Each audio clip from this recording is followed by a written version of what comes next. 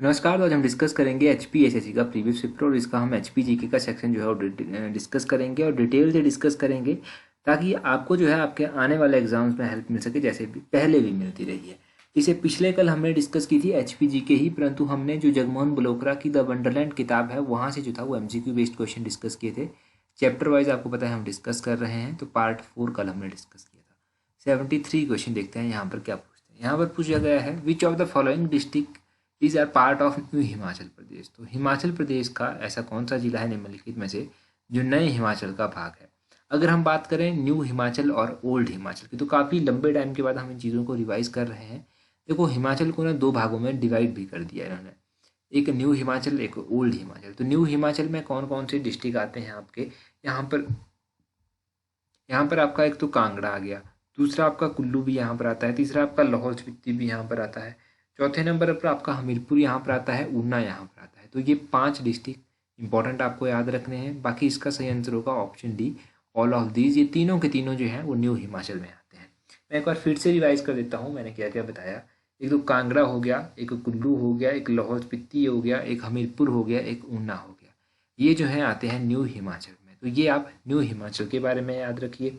और ओल्ड हिमाचल में क्या क्या आता है, तो ओल्ड हिमाचल में आपको पता है कुछ चंबा, एक तो आपका चंबा आ जाएगा, एक आपका मंडी आ जाएगा, एक आपका सिरमौर आ जाएगा, एक आपका किन्नौर आ जाएगा। तो बिलासपुर भी आपका ओल्ड हिमाचल में ही आता है। तो ये सब आप याद रखिए, बिलासपुर, ये जो मैंने बताया आपको इसके बारे में। अगला क्वेश्चन देखते हैं 74 क्वेश्चन। अगला क्वेश्चन इंपॉर्टेंट है 74 क्वेश्चन। यहाँ पर पूछा गया है which lake has been called by Chinese pilgrim Hiuen Tsang as Lohitya Sarovar. तो चीनी यात्री हेंट सांग के द्वारा किस झील को जो है लोहित्या सरोवर कहा जाता है या फिर कहा गया था। तो देखो, चीनी यात्री ये जो था इसका नाम था हेंट सांग। ये जब यहाँ पर आया था तो इसने एक नदी को जो था वो एक झील को जो था वो लोहित्या सरोवर का नाम दिया। इस झील का नाम था चंद्रताल झील। ये झील कहाँ पर है, ये लाहौल स्पीति में पड़ती है। आपको पता है 2 झीलें इंपॉर्टेंट हैं, चंद्रताल, सूरजताल। ये कहाँ पर है, ये लाहौल स्पीति में स्थित है। सूरजताल भी आप याद रखिएगा। एक और इम्पॉर्टेंट झील है जिसका नाम है यूनामसो झील, ये भी लाहौल स्पीति में स्थित है। 3 झीलें होगी लाहौल स्पीति की। देखो, हमने क्या पढ़ा था, हमने पढ़ा था कि 1936 में जो था वो जो बड़ा सिगड़ी ग्लेशियर है उसमें जो था उसने भारी तबाही मचाई थी और यहाँ से जो था चंद्रताल झील का निर्माण हुआ। अब किसी ने कमेंट करके कहा था कि चंद्रताल झील का निर्माण अगर 1936 में हुआ तो चाइनीज पिलग्रिम हिंद सांग जो था ये तो काफ़ी पहले आया था, फिर इसने कैसे इसका मेंशन किया। देखो, निर्माण होने का मतलब यहाँ पर ये नहीं हुआ कि उसी टाइम ये झील बनी, उसी टाइम एग्जिस्टेंस में आई। हो सकता है कि पहले भी ये झील हो, परंतु इसकी एग्जैक्टली कोई शेप ना हो, ये छोटी सी झील हो। और जब 1936 में इस ग्लेशियर ने तबाही मचाई तब इस झील को प्रॉपर शेप मिल गई और ये झील जो है वो फेमस हो गई। तो ये हो सकता है। इसका मतलब ये नहीं हुआ कि ये झील जो था 1936 में ही बनी, ये पहले भी थी, होगी पहले भी ये, परंतु इसकी एग्जिस्टेंस जो है वो कम होगी, छोटी होगी, एरिया छोटा होगा। उसके बाद ये एक्सपेंड हो गई होगी जब ये ग्लेशियर इसने तबाही मचाई होगी। तो ये आप ध्यान रखिए, इन चीज़ों को लेकर ना कन्फ्यूजन क्रिएट नहीं होना चाहिए। ये तो नेट सेट चीज़ें हैं, एग्जाम एग्जैक्टली किताबों में लिखी गई हैं, तो इनको लेकर थोड़ा सा क्लियर रहिए। 75 क्वेश्चन देखिए, यहाँ पर पूछा गया है Harla is a tributary of which river of Himachal Pradesh. तो हारला हिमाचल प्रदेश की किस नदी किसकी सहायक नदी है। अगर हम बात करें तो हारला जो है वो ब्यास की सहायक है। ऑप्शन ए सही आंसर है। अब हारला जो है वो ब्यास की सहायक है। ब्यास की और भी सहायक नदियाँ हैं। ब्यास की कौन कौन सी सहायक नदियाँ हैं, जैसे कि हो गया चक्की हो गया, गज हो गया, हारला हो गया, सुकेती हो गया, लूणी हो गया, बाणगंगा हो गया। इसके अलावा तीर्थन भी इसकी सहायक नदी है, सोन भी इसकी सहायक नदी है, पार्वती है, मलाना है। आपको पता है कि मलाना, कल हमने पढ़ा भी था कि मलाना 1 और Malana 2 hydro electric project, Malana 1 hydro electric project को कौन एग्जीक्यूट करता है और मलाना 2 को कौन एग्जीक्यूट करता है। मलाना 1 को तो मलाना प्राइवेट लिमिटेड ही एग्जीक्यूट करती है और मलाना 2 हाइड्रो इलेक्ट्रिक प्रोजेक्ट जो है इसको कौन एग्जीक्यूट करता है, ये आप कमेंट करके बता दीजिए। ईजी है बिल्कुल, एग्जाम में पूछा भी गया है। आगे पूछा गया है who built the fort at Dhar Jhanjhiar. तो धार झंझियार में जो था वो एक फोर्ट बनाया गया था। ये फोर्ट किसने बनाया था। आपने जब बिलासपुर डिस्ट्रिक्ट पढ़ा था तो आपको ध्यान हो तो आपने पढ़ा था छातीपुर फोर्ट। छातीपुर फोर्ट जो था वो किसके द्वारा बनवाया गया था, ये संसार चंद के द्वारा बनवाया गया था। और मैंने बताया था आपको कि धार झंझियार के ऊपर ही बना है। ऑप्शन सी जो है वो सही आंसर है। तो 76 क्वेश्चन का सही आंसर क्या हुआ, इसका सही आंसर है ऑप्शन सी सी संसार चंद। अब आपको पता चल गया कि छातीपुर फोर्ट किसने बनवाया, संसार चंद के द्वारा बनवाया। धार झंझियार फोर्ट भी इसको कहते हैं, या फिर धार झंझियार के ऊपर बनाया गया। ये जो झंझियार है ना, ये धार है बिलासपुर में, तो ये आपको इसके बारे में पता चल गया। अगर अनंत चंद की बात करें तो ये बिलासपुर के लास्ट राजा थे, और ये जब 1948 में जो था वो बिलासपुर के पहले चीफ कमिश्नर भी इनको बनाया गया था। बिलासपुर ने कहा था कि हम ग श्रेणी का राज्य बनेंगे और हिमाचल में अभी मर्ज नहीं होंगे, बाद में चलकर तो ये मर्ज भी हो गया था। और उसी तरह अगर महान चंद के बारे में बात करें तो आपको याद होगा कि महान चंद के कार्यकाल के दौरान एक वजीर हुआ करते थे जिनका नाम था रामू। रामू वजीर इनके कार्यकाल के दौरान हुआ करते थे, और संसार चंद ने जो था वो इनके कार्यकाल के दौरान ही जो था वो बिलासपुर पर आक्रमण किया था, बिलासपुर पर ये सब फोर्ट वगैरह बनवाए थे। और महान चंद ने ही जो था वो फिर बाद में चलकर अमर सिंह थापा को जो था वो इनवाइट किया था कि आप आइए यहाँ पर और कांगड़ा के राजा संसार चंद पर आक्रमण कीजिए। और संसार चंद के साथ जो था वो दूसरी साइड थे अमर सिंह थापा। इनके बीच महलमोरियाँ नामक स्थान पर युद्ध भी हुआ था।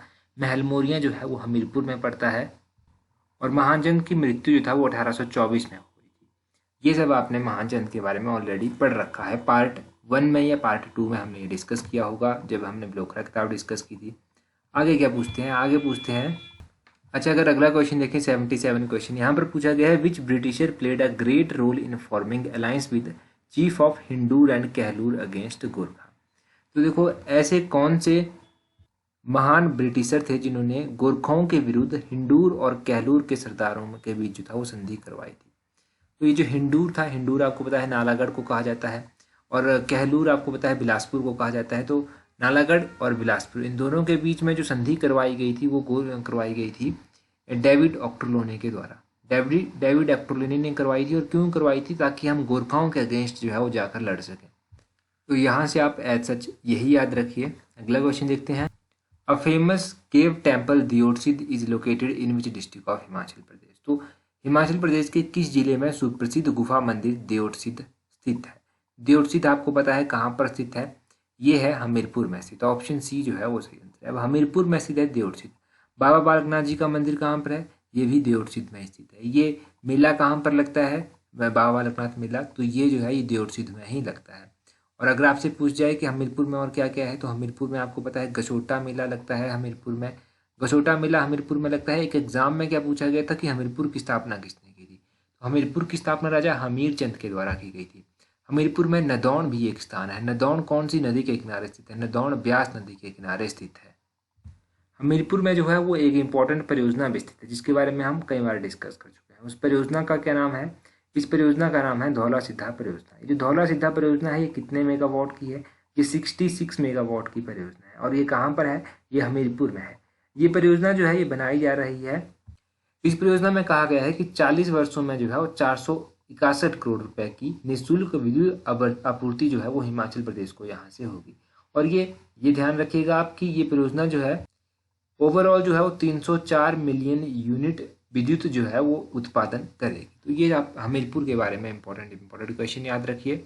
आगे 81 क्वेश्चन देखिए, यहाँ पर पूछा गया है which is a festival of flowers in Kinnaur district of Himachal Pradesh. तो किन्नौर जिले में जो है इनमें से कौन सा फेस्टिवल जो है वो फूलों का त्यौहार होता है। अगर हम बात करें फूलों के त्यौहार की, तो उख्यांग फेस्टिवल जो है ये फेस्टिवल और फ्लावर्स होता है कहाँ पर, किन्नौर डिस्ट्रिक्ट में। अब किन्नौर के बारे में पहला क्वेश्चन आपको पता चला कि यहाँ पर उख्यांग फेस्टिवल मनाया जाता है। दूसरा क्वेश्चन पता चला कि ये फेस्टिवल ऑफ फ्लावर्स होता है, फूलों का ये त्यौहार होता है। किन्नौर में और भी त्यौहार मनाए जाते हैं जैसे कि लोसर फेस्टिवल हो गया, फुलैच फेस्टिवल हो गया। और ये जो फुलैच फेस्टिवल है, ये फुलैच फेस्टिवल जो है बादों के महीने में मनाया जाता है किन्नौर में। तो ये आप याद रखिएगा किसके बारे में, किन्नौर के फेस्टिवल्स के बारे में। किन्नौर में एक वैली भी स्थित है जिसका नाम है बसपा वैली। बसपा घाटी को जो है वो अन्य किस नाम से जाना जाता है, तो बसपा घाटी को जो है उस सांगला घाटी के नाम से भी जाना जाता है। हिमाचल की जो सबसे हाईएस्ट पीक है सिल्ला चोटी, वो भी किन्नौर में ही लगती है। तो ये इंपॉर्टेंट क्वेश्चन किन्नौर के हैं। आगे पूछा गया है व्हाट इज़ गारजा इन हिमाचल प्रदेश। तो गारजा हिमाचल प्रदेश में क्या है, तो गारजा अगर हम बात करें कि गारजा हिमाचल प्रदेश में क्या है, इस क्वेश्चन का सही आंसर होगा option D, second popular name of Lahaul. Lahaul का दूसरा लोकप्रिय नाम है गारजा। अगर हम गारजा के बारे में बात करें तो आपको पता चल गया कि ये सेकंड पॉपुलर नेम है लाहौल का। लाहौल स्पीति को और क्या कहा जाता है, तो देखो लाहौल स्पीति को स्वांगला भी कहा जाता है। कनिंघम के अनुसार जो था वो लाहौल का क्या अर्थ था, तो कनिंघम के अनुसार लाहौल का अर्थ था दक्षिण जिला। दक्षिण जिला, और किसका दक्षिण जिला, तो लाहौल का दक्षिण जिला इसका मतलब था। राहुल संकृत्यान एक राइटर है जिन्होंने कौन सी किताब लिखी है, तो जिन्होंने किताब लिखी है किन्नर प्रदेश नामक किताब इन्होंने लिखी है। राहुल संकृत्यान के अकॉर्डिंग जो था वो लाहौल को जो था वो क्या कहा जाता है, तो लाहौल को कहा जाता है देवताओं की भूमि, जो है राहुल संकृत्यान के द्वारा। इसका लाहौल का अर्थ जो है वो दर्रों का देश भी होता है, तो ये भी आप ध्यान रखिए कि दर्रों का देश भी जो है वो इसी का मतलब होता है लाहौल का ही। तो ये आपने लाहौल के बारे में इंपॉर्टेंट चीज़ें जान ली। अगर हम लाहौल स्पीति डिस्ट्रिक्ट की बात करें अलग से, लाहौल स्पीति ये जो डिस्ट्रिक्ट है ना आपका, ये हिमाचल प्रदेश का एरिया वाइज सबसे बड़ा डिस्ट्रिक्ट है। अब सबसे बड़ा डिस्ट्रिक्ट है तो अप्रॉक्सीमेटली ये 25% एरिया कवर कर लेता है हिमाचल प्रदेश का। ये भी ध्यान रखना है, ये 25% एरिया अप्रॉक्सीमेटली कवर कर लेता है। और in term of square kilometre अगर हम बात करें तो ये 13,841 स्क्वायर किलोमीटर एरिया कवर करता है। और एग्जैक्टली अगर परसेंटेज की बात की जाए तो 24.86% ये कवर करता है। तो ये सब मैंने आपको इंपॉर्टेंट चीज़ें बता दी।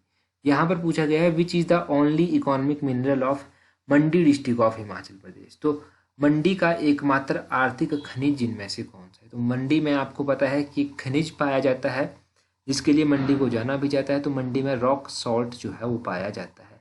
रॉक सॉल्ट मंडी में कहाँ पाया जाता है, तो मंडी के गुम्मा और मंडी के दरंग में जो है ये पाया जाता है। तो गुम्मा और दरंग सॉल्ट की माइंस हैं, ये भी आपने ध्यान रखना है।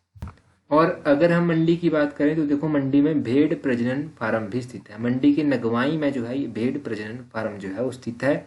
मंडी में इंपॉर्टेंट शिवरात्रि मेला भी लगता है। मंडी में जो है हिमाचल प्रदेश की पहली जो जल विद्युत परियोजना है जिसका नाम क्या है, सारण परियोजना। ये जो सारण परियोजना है ये जोगिंद्रनगर में स्थित है और 1926 में ये स्थापित की गई थी। और इसके जो इंजीनियर थे वो थे कर्नल BT बैटी, इनका नाम भी याद रखिए। और मंडी रियासत के अंतिम शासक थे राजा जोगिंदर सेन, इनका नाम भी याद रखिए। तो ये मंडी के बारे में मैंने आपको अलग अलग क्वेश्चन बताए ताकि आपको बेसिक पता चल जाए। अच्छा, अगला क्वेश्चन डिस्कस करें उससे पहले अगर अभी तक आपने हमें टेलीग्राम पर ज्वाइन नहीं किया है तो इस तरह से सर्च कीजिएगा @allexam31। अपने टेलीग्राम से अगर आप इस तरह से सर्च करेंगे तो आपको हमारा टेलीग्राम चैनल मिल जाएगा। टेलीग्राम पर आप हमें जो है वो ज्वाइन कर सकते हैं। वहाँ पर इंपॉर्टेंट क्विज़ आपको मिल जाएंगे। ये क्वेश्चन आप यहाँ पर पढ़ेंगे और वहाँ पर जाकर क्विज़ के फॉर्म में शाम तक आप प्रैक्टिस भी कर सकते हैं। तो और भी बहुत कुछ टेलीग्राम पर आपको मिल जाएगा। अगला क्वेश्चन देखते हैं। यहाँ पर पूछा गया है according to 2011 census what is the literacy rate of Himachal Pradesh. तो 2011 की जनगणना के अनुसार हिमाचल का साक्षरता दर पूछा गया है, ये है 82.80। ये 2011 की जनगणना के अनुसार हिमाचल प्रदेश का लिटरेसी रेट है। अच्छा, अगर हम और भी बात करें कि हिमाचल प्रदेश में लिटरेसी रेट से रिलेटेड क्या क्या क्वेश्चन पूछ जाते हैं। सबसे हाईएस्ट लिटरेसी रेट पूछा जाता है तो सबसे अधिक लिटरेसी रेट है डिस्ट्रिक्ट हमीरपुर का, 88.15% हमीरपुर का लिटरेसी रेट है। सबसे लोएस्ट लिटरेसी रेट है चंबा का, 72.17% डिस्ट्रिक्ट चंबा का लिटरेसी रेट है। तो ये तो हाईएस्ट लिटरेसी रेट हो गया। लोएस्ट लिटरेसी रेट हो गया हिमाचल प्रदेश का 2011 की जनगणना के अनुसार। 2001 की जनगणना के अनुसार कितना लिटरेसी रेट होगा हिमाचल का, तो 2001 की जनगणना के अनुसार हिमाचल प्रदेश का लिटरेसी रेट था 76.50%। ये वैसे पूछा नहीं जाता, अगर पूछा जाए ना तब आपको नॉलेज होनी चाहिए कि 2001 में कितना लिटरेसी रेट हिमाचल प्रदेश का रहा होगा। सेंसस का तो आपको पता है कि 10 सालों के बाद जनगणना कंडक्ट करवाई जाती है। सबसे पहली बार लॉर्ड मेयो ने जो था वो जनगणना कंडक्ट करवाई थी, परंतु ये कंप्लीट जनगणना नहीं थी। फिर उसके बाद जो कंप्लीट जनगणना इंडिया में कंडक्ट करवाई गई थी वो करवाई गई थी लॉर्ड रिपन के कार्यकाल के दौरान। और 1881 के आसपास जो था ये जनगणना करवाई गई थी लॉर्ड रिपन ने। तो ये अपने याद रखना है जनगणना के बारे में कि 10 सालों के बाद होती है। लास्ट 2011 में हुई थी, उससे पहले 2001 में हुई थी। अभी 2021 की जनगणना जो है ये होगी। तो इसके डाटा जब आएगा तब आएगा, अभी तो इसको टाइम लग जाएगा आते आते। तो फिलहाल आपने ये चीज़ें यहाँ से याद रखनी है। अब आप एक क्वेश्चन का आंसर मुझे कमेंट करके बता दीजिए कि HRTC की स्थापना कब की गई थी। Himachal Pradesh roadways transport corporation की स्थापना कब की गई थी। ये बिल्कुल आसान क्वेश्चन है, इसका आंसर कमेंट करके बता दीजिए। So that's all for today. Thank you very much for watching and listening it very patiently.